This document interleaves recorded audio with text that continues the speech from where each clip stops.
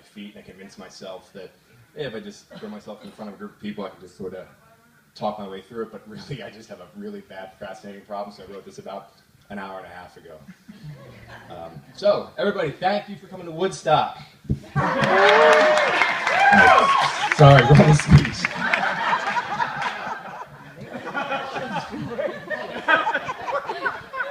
First and foremost, huge thank you to John and Sandra, of course.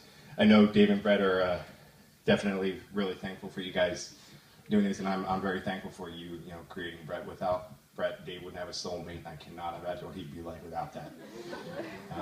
Everybody else here, of course, a huge thank you for coming here. I know Dave and Brett are extremely appreciative for you all making the trip down here to Asheville for their special day.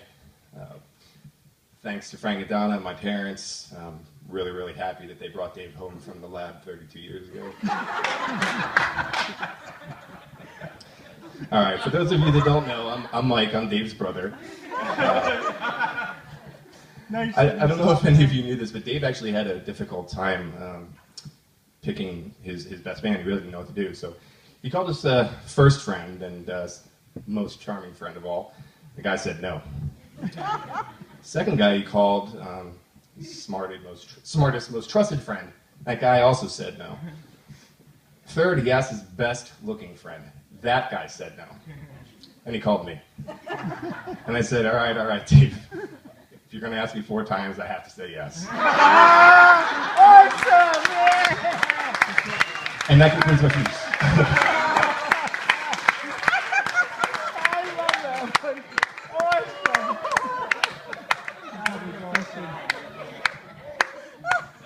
Awesome. So this is when it gets a little bit soppy, so if I get a little choked up, I apologize. I remember when Dave first told me about Brett, he had showed me a picture via email, and this is only 10, 15 years ago, but it took about 45 minutes for that picture to download. I remember that.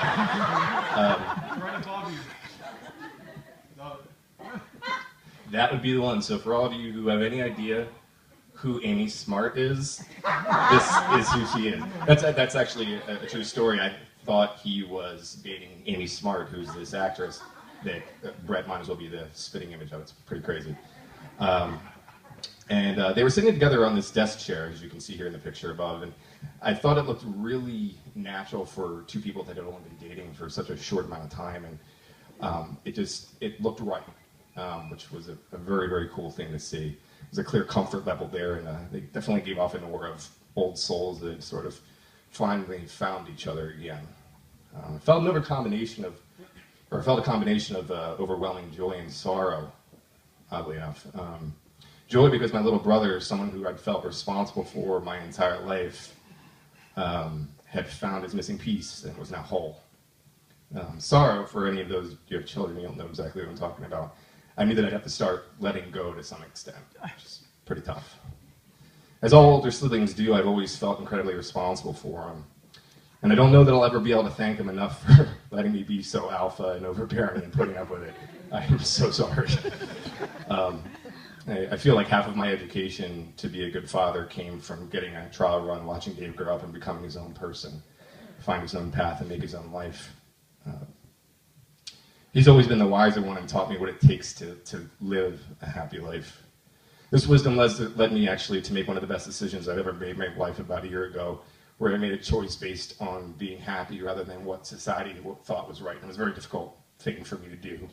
And I know there's absolutely no possibility that I could have done that had I not seen him do it without fear time and time and time again and being so successful at it.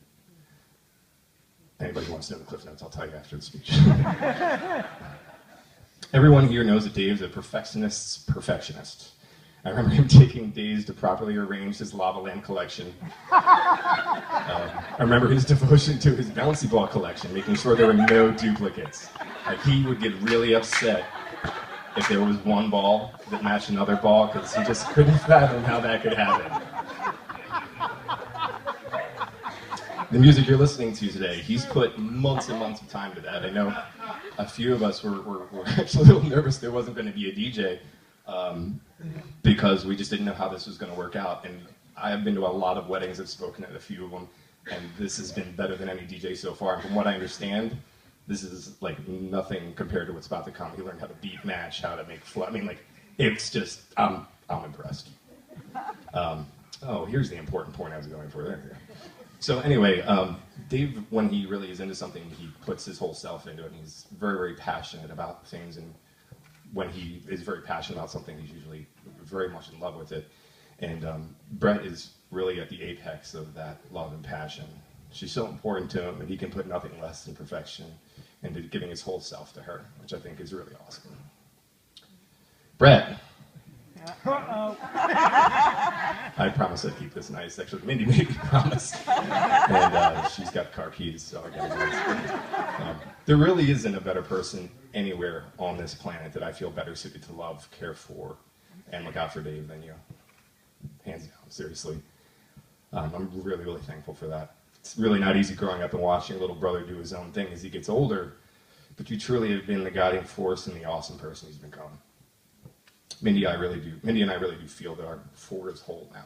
We don't really feel comfortable with anybody more than we feel with you guys. It feels like a team and we're all together. Promise to make this short. I'm getting there. In their journey together, I got to give credit to this part to my wife Mindy, because I had no idea what to write, like I said, till about an hour and a half ago. In their journey together, Dave and Brett learned something about life that most people don't learn until old age, and some people don't really learn ever. They realized that you can live the life that you want.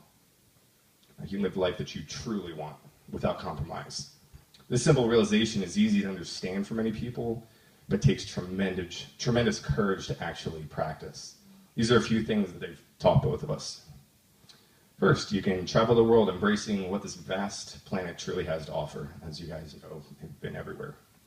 You know, you can vacation in Fiji on the eve of a coup, if you want. And not tell mom and dad. You can go to art school and be so incredibly talented that you make as much money in 6 months as most people take a year to make. So you decide to spend the second 6 months of the year to continent hopping. That's really, really cool. You can, despite being a vegetarian, learn methods of barbecuing that elude even the most seasoned chefs, and cook a steak to a perfect medium rare if you want. You can take the road less traveled and follow your dreams and write a novel if you want. You can write a blog that so truly encapsulates what wanderlust is and encourages other people to do the same if you want. You can make your own routes where you want, sometimes leaving seeds along the way. And last but not least, as you guys heard today, home doesn't have to be a location, but another person if you want. These are just a few of the things that Dave and Brett have taught me. I'm sure there will be many more other pieces of wisdom that I learned from them. I cannot wait for what the future holds. In closing, I'd like to offer a toast. Everybody could raise their glass. Always remember to forget the troubles that passed away. Never forget to remember the blessings that come each day. May your travels take you far and wide. May your soulmate always be at your side. May the skies shine bright on you from above. May you always live the life you truly love. To Dave and Brett. Cheers. Now I'll get the music started. Unless anybody else. Anybody else? And once.